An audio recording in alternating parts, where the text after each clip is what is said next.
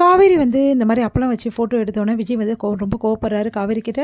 ஏன் இப்படிலாம் வந்து பண்ண, நீ பண்ணது ரொம்ப பெரிய நம்பிக்கை துரோகம், உன்னை நம்பி தானே நான் ஃபோட்டோ போஸ்ட் கொடுத்தேன் அப்படின்னு சொல்லிட்டு காவேரி போட்டு நல்லா திட்டி விடுறாரு. காவேரி வந்து எவ்வளோ வந்து சாரி கேட்டு வந்து கெஞ்சி பார்க்குறாங்க. ஆனால் வந்து விஜய் வந்து ரொம்ப கோவமாக இருக்காரு. சாப்பாடு எடுத்து காவேரி வைக்கிறாங்க. விஜய் வந்து சாப்பிடாம அப்படியே இருக்காரு. அதுக்கப்புறம் தாத்தா சொன்னோன்னே சாப்பிட்றாரு. அடுத்து வந்து விஜய் கோவமாக இருக்கிறத பார்த்துட்டு தாத்தா வந்து நீ கவலைப்படாமா நான் பேசுகிறேன் அப்படின்னு சொல்லிட்டு காவேரி கிட்ட சொல்லிட்டு அவர் போய் பேச போகிறாரு. இங்கே பாருப்பா விஜய், எனக்கு இந்த விஷயம் முன்னாடியே தெரியும். என்ன சொல்கிறீங்க தாத்தா? ஆமாம், எனக்கு முன்னாடியே தெரியும்ப்பா. காவேரி ஏதோ விளையாட்டாக பண்ணுறா, அது ஒரு பெரிய விஷயமா எடுத்துக்காத. உண்மையிலே சொல்லப்போனால் காவேரி உன் நல்லதான்ப்பா பண்ணியிருக்கா. என்ன நல்லது தாத்தா? என் மனசு இவ்வளோ காயப்படுத்தியிருக்கா அவள், எனக்கு தெரியாமல் இவ்வளோ விஷயம் செஞ்சுருக்கா. என்னை பற்றி தான் உங்களுக்கு தெரியும்ல, என்கிட்ட சொல்லிவிட்டு அவள் செஞ்சுருக்க வேண்டியதானே. சொல்லாமல் கொள்ள இல்லைப்பா நீ ஒத்துக்க மாட்டேன் அப்படின்னு சொல்லிட்டு தான் நான் ஒத்துக்க மாட்டேன் தெரியுதுல்ல. எந்த தைரியத்தை இதெல்லாம் அவள் பண்ணா, அவங்க குடும்பத்துக்காக என்ன வேணாலும் பண்ணுவாள் அவள் அப்படின்னு சொல்கிறாரு. இங்கே பாருங்கள், நான் சொல்கிறத கேளுங்க தாத்தா, நீங்கள் இந்த விஷயம் தலையிடாதீங்க, எனக்கு செம்ம கோவத்தில் இருக்கேன் காவேரி மேலே அப்படின்றாங்க. இங்கே பார்ப்பா நான் சொல்கிறது ஒரு நிமிஷம் கேளு. காவேரி வந்து இதை செஞ்சுட்டா சொல்கிறல, காவேரி இந்த மாதிரிலாம் பண்ணியிருக்கா உன்கிட்ட அப்படி சொல்கிறல, இதெல்லாம் என்னப்பா எதுக்காகப்பா பண்ணா? என்ன வந்து நீ நல்லா வளரணும்னு நினைக்கிறா, நீ வந்து ஒரு பெரிய ஸ்டார் ஆகணும்னு அவள் வந்து யோசிக்கிறா. இங்கே பாருங்கள் தாத்தா, இந்த ஃபோட்டோ பார்த்துட்டு எவ்வளோ பேர் வந்து அவரை வந்து பெரிய ஆளாக ஆக்க போகிறாங்க பாருங்கள். நிறைய பேர் அவருக்கு வாய்ப்பு கொடுப்பாங்க. அவர் வந்து ஒரு பெரிய ஸ்டார் ஆவார் அப்படின்லாம் சொல்லியிருக்கா அப்படின்னோடனே, இங்கே பாருங்கள் தாத்தா இதெல்லாம் எனக்கு விருப்பமே இல்லை. முதல்ல அவள் விருப்பத்தை வந்து எங்கள் மேலே திணிக்கக்கூடாது. எனக்குன்னு ஒரு விருப்பம் இருக்குல்ல. எனக்கு இந்த மாதிரிலாம் வந்து ஃபோட்டோ போஸ்ட் கொடுக்குறது, இந்த மாதிரி வந்து நடிக்கிறது இதெல்லாம் சுத்தமாக பிடிக்காது தாத்தா.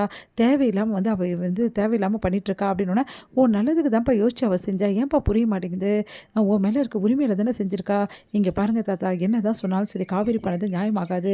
பார்த்தாதுன்னா அவங்க குடும்பம் மேலே இப்போ எனக்கு கோவமாக வருது. ஏன்னா அவங்களும் சேர்ந்து தான் என்னை ஏமாற்றிருக்காங்க அப்படின்னோடனே, இது ஏமாற்றம்னு நினைக்காத விஜய், காவேரி அன்புன்னு புரிஞ்சுக்க மாட்டியா அப்படின்னு சொல்லிட்டு சொல்கிறாரு. இல்லை தாத்தா நான் இதை பற்றி எதுவும் பேச விரும்பல அப்படின்னு சொல்லி கோவமாக போகிறாரு. என்ன பண்ணுறதுன்னு தெரியல இவனை அப்படின்னு சொல்லிட்டு தாத்தா யோசிக்கிறாரு. இங்கே வந்து காவேரி என்னாச்சு தாத்தா அவர்கிட்ட பேசுறீங்களான்னு பேசி பார்த்தோமா, விஜய் கோவமாக தான் இருக்கான். சரி விடுமா, கொஞ்ச நாள் கண்டிப்பாக கோவம் சரியாக போயிடும்.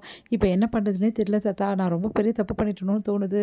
அவருக்கு பிடிக்காத விஷயத்தை பண்ணதால தான் அவர் டென்ஷனாக இருக்காரு. ஆனால் நல்லது தான் தாத்தா நான் செஞ்சேன், அவருக்கு நல்லது தான் நான் யோசித்தேன், என் குடும்பத்துக்காக மட்டும் யோசிக்கல. அது ஏன் தாத்தா அவருக்கு புரியவே மாட்டேங்குது அப்படின்னு சொல்லிட்டு ஃபீல் பண்ணுறாங்க காவேரி. வந்து விஜய் கிட்டே பேசி பேசி பார்க்குறாங்க. ஆனால் விஜய் வந்து கண்டுக்கவே மாட்டேங்கிறாரு. அதனால் காவேரி என்ன பண்ணுறதுன்னு தெரியாமல் தவிக்கிறாங்க. அடுத்து வந்து இதெல்லாம் பார்க்குற ராகினி ரொம்ப சந்தோஷப்படுறாங்க. அவங்க அப்பா கிட்ட இந்த விஷயத்தெல்லாம் சொல்கிறாங்க. நீ கவலைப்படாதம்மா, இன்னும் இதை பெருசுப்படுத்துகிறேன். எப்படியாவது வந்து விஜயோட ஃபோட்டோஸ் அந்த ஃபோட்டோஸ் வந்து எனக்கு எல்லாத்தையும் அமுச்சு விடு. ஏன்பா அப்படின்னோடனே, எல்லாம் காரணமாக தான்மா அப்படி சொல்கிறாங்க. அந்த மாதிரி அப்பளம் ஃபோட்டோவை எடுத்து எல்லாத்துலேயுமே வந்து பரப்பிடுறாரு. அதனால் எல்லாருமே விஜய்க்கு கால் பண்ணி இந்த மாதிரி இந்த விளம்பரத்தில் நடிக்க முடியுமா அப்படின்னு சொல்லிட்டு கேட்டு நிறைய ஆஃபர் வருது விஜய்க்கு. இதெல்லாம் பார்த்து விஜய் யோசிக்கிறாரு, இது எப்படி நடந்துச்சு அப்படின்னா, அந்த டைமில் கரெக்டாக அங்கே வராரு பசுபதி. பசுபதி பார்த்து ஓ இவரால் தான் இதெல்லாம் நடந்துச்சா அப்படின்னு சொல்லிட்டு யோசிக்கிறாரு.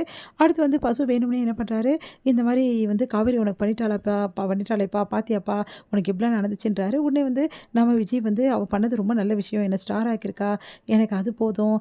என் பொண்டாட்டி எப்படி என்னை ஸ்டார் ஆக்கியிருக்கார் பாருங்கள், இதில் வர நீங்கள் வேறு பிரபலப்படுத்தி விட்டுட்டீங்க, அதனால் இன்னும் நாங்கள் வளருவேனே தவிர நாங்கள் இன்னும் வீழ மாட்டோம் புரியுதா அப்படின்னு சொல்லிட்டு போகிறாரு. வந்து எப்படியாவது வந்து காவேரி விஜய் பிரிக்கலான்னு திட்டம் போட்டார். ஆனால் விஜய் வந்து அதை புரிஞ்சுக்கிட்டு என்ன பண்ணுறாரு, வீட்டுக்கு போகிறாரு. வீட்டுக்கு போனோன்னா காவேரி கிட்ட சகஜமாக பேசுகிறாரு.